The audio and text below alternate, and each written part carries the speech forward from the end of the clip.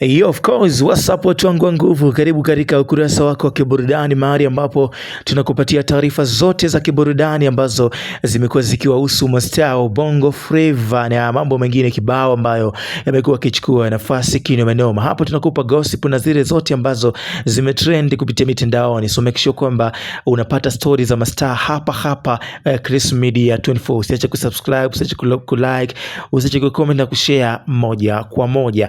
Sasa moja kati ya issue ambayo ina trend sasa hivi mtandaoni ni issue ya Diamond Platnumz kuweza kuagiza kuweza kuwatuma dada yake pamoja na mama yake nchini Kenya kwa mwanadada ambaye anaitwa Tanasha kwa ajili ya kuhakikisha kwamba anazungumza nao kwa ajili ya kuweza kurejeshwa tena kwa Diamond Platnumz. Kumbuke waliweza kuwa kwenye mahusiano na waliweza kubahatika kupata mtoto mmoja ambaye anaitwa Nasib Junior kutoka nchini Kenya. So Esma Platnumz ameshare kwenye page yake ya Instagram akionyesha kwamba anaelekea nchini Kenya kuweza kumchukua Tanasha Donna, lakini pia kuweza kumchukua Nasib Junior ili kurejea kwa Diamond Platnumz nyumbani Dar es Salaam kwa ajili ya kuendelea na maisha. Ikumbuke kwamba waliweza kuachana kwa muda mrefu kinomanoma, na udhuri ambao Tanasha amekuwa nao umekuwa kimvutia sana mama yake Nasibu na mzungumzia Mama Dangote. Kwa hiyo ameona kwamba anafaa na anastahili kuweza kuwa mke wa Diamond Platnumz, kitu ambacho kimemuumiza sana mwanadada Zuu kutoka Tanzania.